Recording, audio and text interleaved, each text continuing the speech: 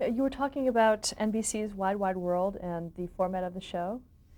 Yes, it was such a wonderful concept to use television cameras live, stationed all over the country. In each location, there might have been 8 or 10 cameras, and the best budding directors doing uh, the locations.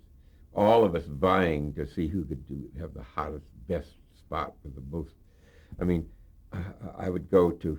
I did one at Fort Sill, uh, which was a live recreation of what it was like during war, with bombs blowing up every place and simulated atom bombs. They they would take 50 barrels of flour and 100 barrels of lamp black and 20 barrels of dynamite and blow it up and make it look like a mushroom cloud for me, so that on shot number 7 there was an atomic blast and you know it was a you could almost have anything you wanted to to to make the spot work. Uh, and I got used to telling generals what to do, and because I had to. It's like, come on, this is how we're going to do it, and this is what I need, and I'll have a meeting tomorrow and tell you what else I need. So it was.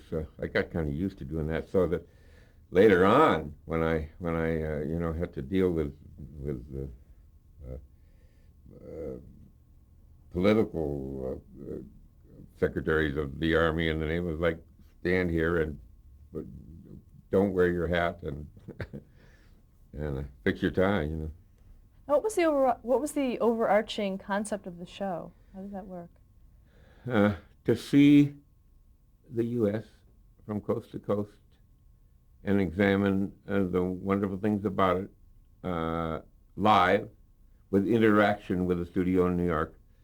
Dave Garroway was the host, and and it had 4 or 5 stellar producers. Uh, uh, Gerald Green, the novelist, and oh God, there were wonderful producers. Alan Newman, uh, and each one would prepare his show. He'd have 4 weeks to prepare it. The show was on every week, but there were 4 rotating teams. So a producer would have a month to fly out to 15 different locations and pick what he wanted to do, and take his director with him for that location, and then leave the director in charge and go back and go to another location. So he had 4 weeks to get his show together, and had some wonderful writers on it. Ooh, Lou Solomon, one of the greatest writers I ever worked with, and Gerald Green himself, and there were the best of people in the documentary world. Even though it wasn't part of the news division, it was Pat Weaver's idea to see the world not through the news department's eyes, but through the programs department's eyes. And we saw the world. We created, as I said, I'd go down in the bowels of Strategic Air Command war room and do General Atomic Powers and make it look like something was happening. You know. Talk about your association with NBC President Pat Weaver. When did you first meet him? I think back in the hip parade days, uh, because he and Bobby Sarnoff became co-presidents of NBC, as I remember, and I was close to Bobby already because of our jazz roots and so forth, and so I got to meet Pat and admire him and realize he was the greatest man of vision for this industry that there ever was, bar none.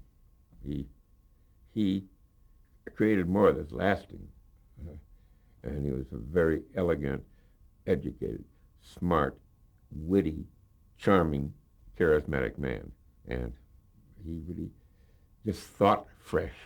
I mean, to create the idea of the Tonight Show and the Today Show and the Home Show and Wide Wide World, that created the idea of a television special. Nobody said, "Oh, let's do one show just one night every." I mean, he was a visionary and a wonderful guy.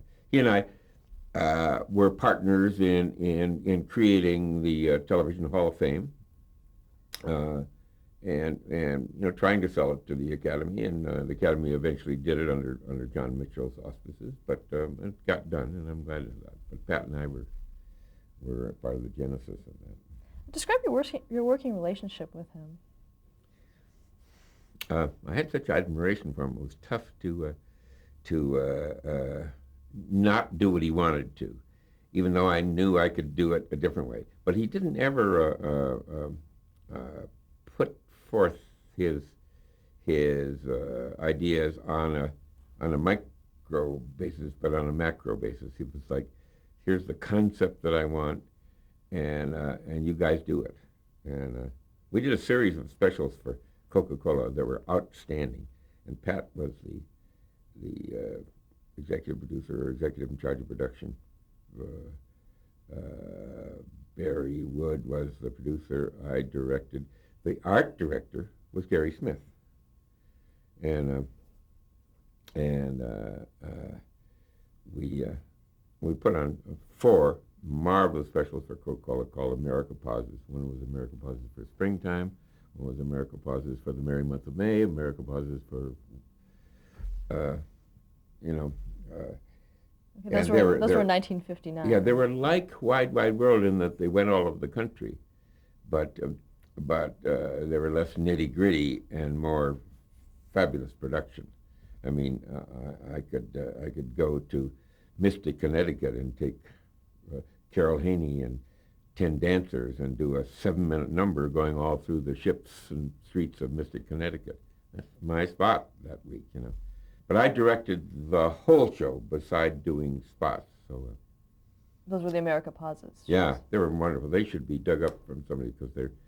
I don't know whether any of them are in the archives or not, but those were really, really first class. And Pat was the conceptual head of that team. How involved was Pat in the day-to-day working of Wide Wide World? Very little at all. I'm sure the 4 producers would report to him on what they planned. This week I'm going to go to Mount Rushmore and then visit the Liberty Bell and go to the Pacific and see about shark fishing and go to and that they told him what was. And sometimes Pat would have an idea. Why don't you do this? Why don't you put the 2 oceans together on a split screen? And there, he'd always have very visionary ideas. It was great. I talk about him like he's gone, but he's very much here, and he's a great genius, and he should be the most important archival witness you'll have. And talk about working with the host, Dave Garroway. What was his role in the show? He was the original Laid Back. He really invented Laid Back. If you remember him, it was always very wry, simple little things, It's like he just learned about Laid Back before anybody else did. He learned about Cool before anybody else did. It was wonderful, and he would just sit on a stool and smile, and we'd go back to him between spots, and he would always just knit it together with whimsy and some humor and erudition, and he just did it very well. It was perfect for that show.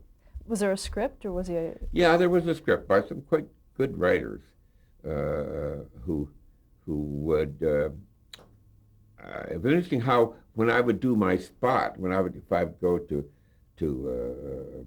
SAC to do a spot, or I would phone in what I wanted to do and talk to whoever the writer of the week was. My favorite was Lou Solomon, and Gerald Green too. Gerald Green was fabulous, and then we'd talk over the phone for a couple of hours about what I was going to do, and I'd give him the idea of what I needed in the script and what I needed Garroway to say on the way, and what kind of a script I needed on location for General Powers to say or whatever. And the script would be, I remember, faxed to me. No, it couldn't have been faxed. It was mailed or... No, I think it was over the phone, and a production assistant took it down and typed it up and brought it to me. And then I would go back on the phone with them and eliminate certain paragraphs, and I don't have time for this, but I need a little more time in here. And then we'd work out the script kind of together, but all the creative words were the writers. But finally, the spots were. I remember that Fort Sill spot that I told you about.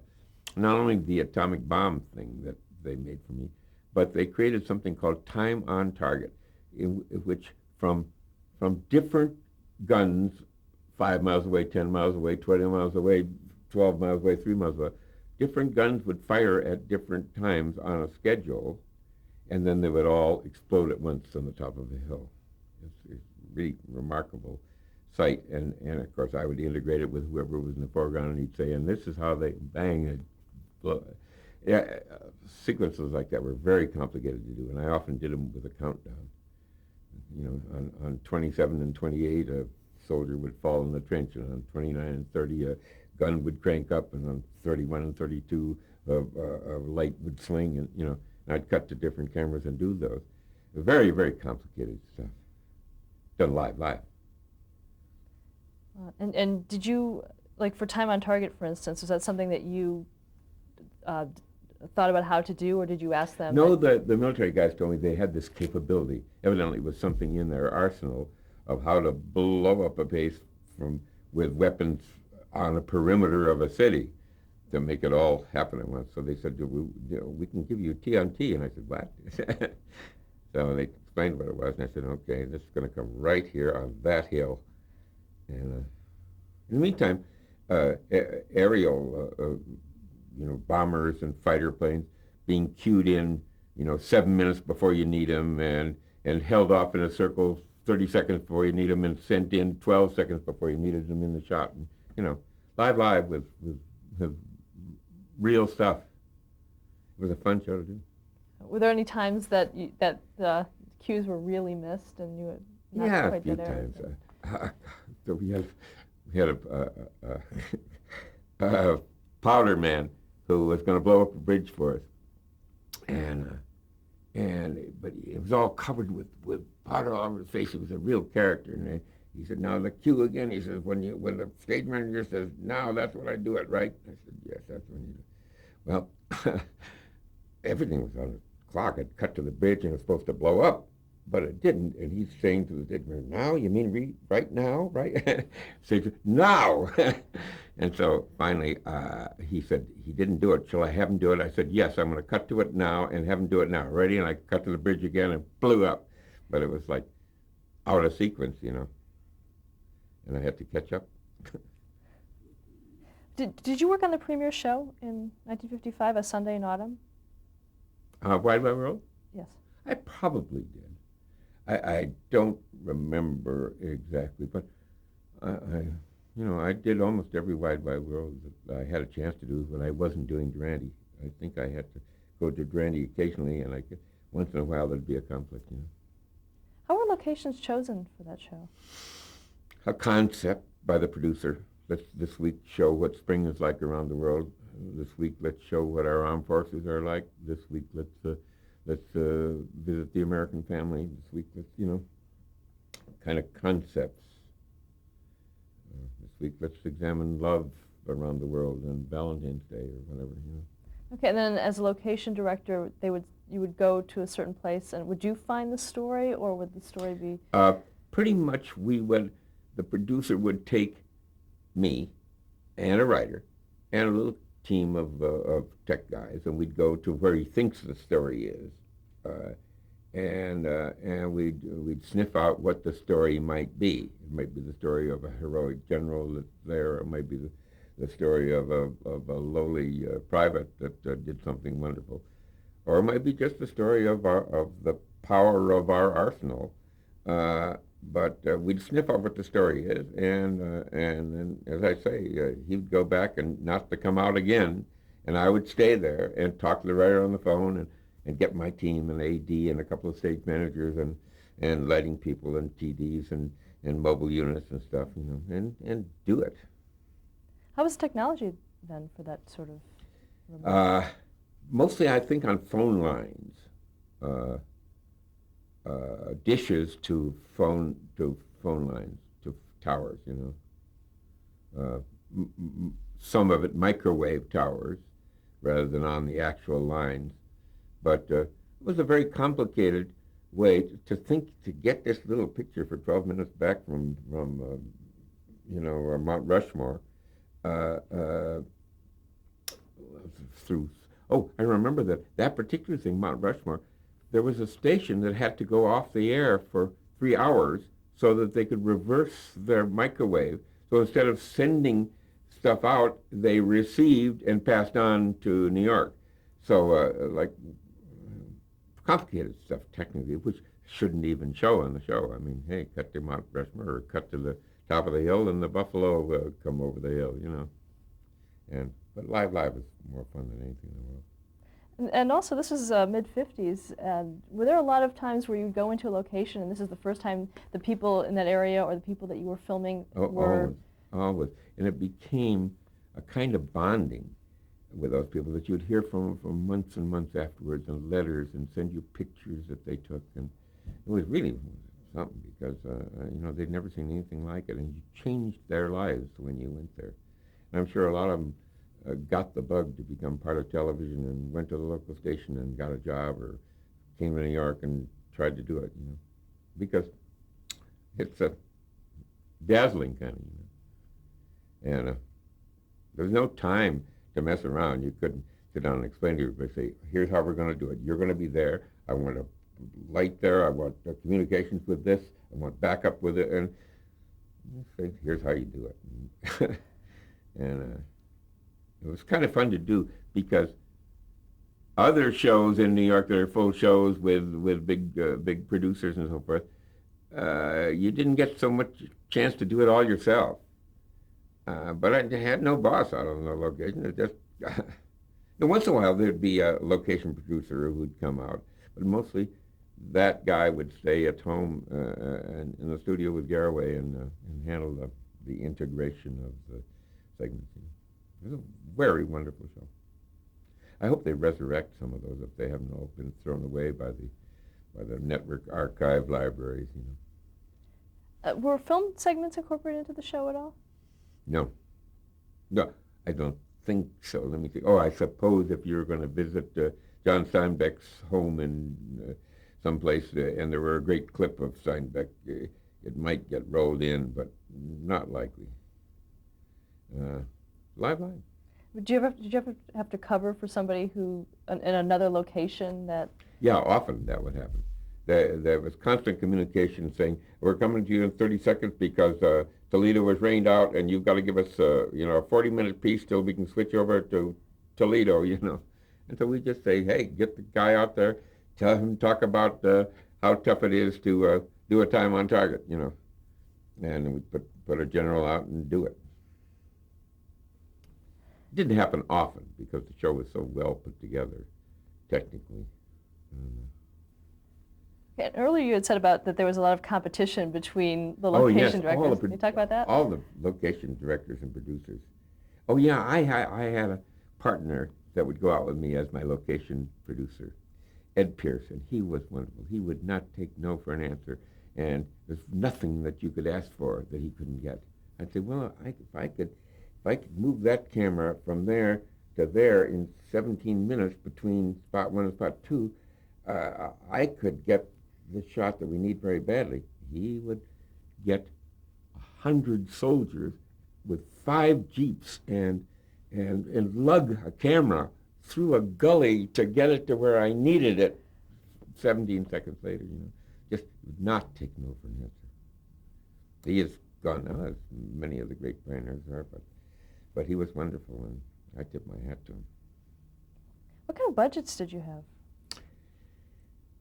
Budgets were not my concern, even though I had to reliably use local equipment. You get the local television mobile unit, and they were happy to cooperate. Often, I'm sure they gave the mobile unit in return for a credit that says WQXO supplied the facility, And mostly we're someplace like an army base or a hospital or a fairgrounds where they're more than happy to cooperate and give you everything you want.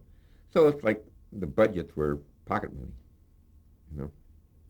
Did you have, I guess you call it a specialty that, if someone needed a certain location or a different type? They'd mostly give me the most complicated one, because it was like a game with me, uh, uh, how I could put this jigsaw puzzle together to make a spot that looked like it was shot for 30 days on film and edited together for 6 weeks in the editing room and have all the impact, but do it live. Why did the series end in 1958? I don't know. Maybe could be that things went more color, and the possibility of doing it in color there weren't enough color equipment around the country to do it yet. But it'd be a wonderful one to bring back. How did you react to the show's ending? The show's ending? Yeah. Garrow, you mean going off the air? Yeah. The loss of a great friend and the end of an era, and what can I say? Everything comes and goes, and if I worried about what just went, on to the next thing. Okay, you mentioned the ending, and you were about to say something about David Garroway. Was Well, there I a was just trying to specific think. ending that he had? His piece was his ending. Oh, really? His last words he would say, he said, so and so, and now you see how the world is in the world of the military and so protecting our country and our borders and so forth. Peace. So. Did you do that from show one? Yeah. As a matter of fact, it carried over from the Dave Garroway show in Chicago, and his writer on that show in Chicago, and Charlie Andrews is my dear friend, and came and became Garroway's writer forever, as long as Garroway was on the air. And I think he wrote all of Garroway's copy for Wide Wide World too. He just could get into Garroway's head, and he knew that easy whimsy.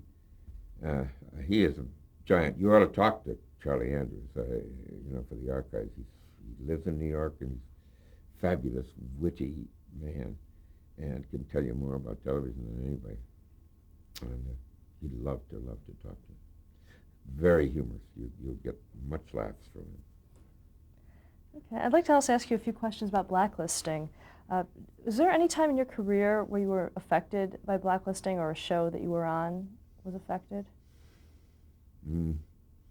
No, I was aware of it and decried it, and but it was not something that I, was greatly involved with. I know that some of the greatest writers and screenwriters in the motion picture business had to work under nom de plumes to ever get a script sold, and and there are many of them who've won Oscars under assumed names and had to wait 15 years to go back and collect them. Did you work with any of those people at that time, or? Yes, my daughter, who was a screenwriter, was married to the son of Nardo Bercovici, who was one of them. And she was married to Eric Bercovici, who was the producer and writer of Cavell's Shogun. I mean, it was Cavell's story and screenplay and everything, but he was the screenwriter of it. And he spent. Anyway, his father, Nardo, was one of the Unfriendly Ten. And over years, Dalton Trumbo is another person that I worked. Dalton Trumbo once gave me a treatment of a script that was so exquisitely beautiful, just a treatment, that I've all my life wanted to make a picture of it. It's called Girl of the Fifth Summer. It was supposedly the story of Josephine Baker and Frank Sinatra when he went to Europe and evidently fell in love with her in those early days. it was a script that nobody would touch because of the racial taboos. But what a script! Wow. Did you work with any actors that were blacklisted during that time, or that you knew of? Some guys like I think Lionel Stander and a couple of those who were like guests on the Durante show and so forth. But Were you involved in any network censorship issues at that time? network censorship. Mm-hmm. Um, used to be an occasional, you know, edict come down, whatever, that on page 23 you had to take out the reference to so-and-so, and it was usually dumb. But, you know, we did it, or somebody would go up and fight for it. But creatively they didn't interfere, but only, you know, taste and sense and practices and things that are on now. I mean, All in the Family couldn't have been put on if the standard and practices rules were the same as they were for, you know, Colgate Comedy Hour and Jimmy Durante and All Star Review. Okay. In 1959, you began the 9 years association as director of NBC's Bell Telephone Hour. Yes, that was a great period. How were you hired for that? I did America Pauses before that, I guess, with Barry Wood, and Barry was the producer / executive producer of Bell Telephone Hour, and I was primarily the director for a lot of years, and then alternating with Clark Jones, once again my mentor, and he and I would have the show was on every 2 weeks, so each of us would have a month to prepare our show, even though it didn't take that long to prepare. But it was a marvelous show in color, live, in Burbank Studios. No, I mean in studios in New York, in Brooklyn Studios, and with ballet, opera, pop, jazz. I mean, a typical show would have, Joan Sutherland in the opera segment, and Eddie Vallela or Nureyev in the ballet segment, and Duke Ellington's orchestra in the jazz segment, and so there was just and Ella Fitzgerald in the pop segment. So it was an examination of all those musical areas, done in very good taste with the best people that you could get, and Barry assembled the team, and I was lucky to be on it. And eventually got to produce a dozen of them over the years. What were your duties as director? To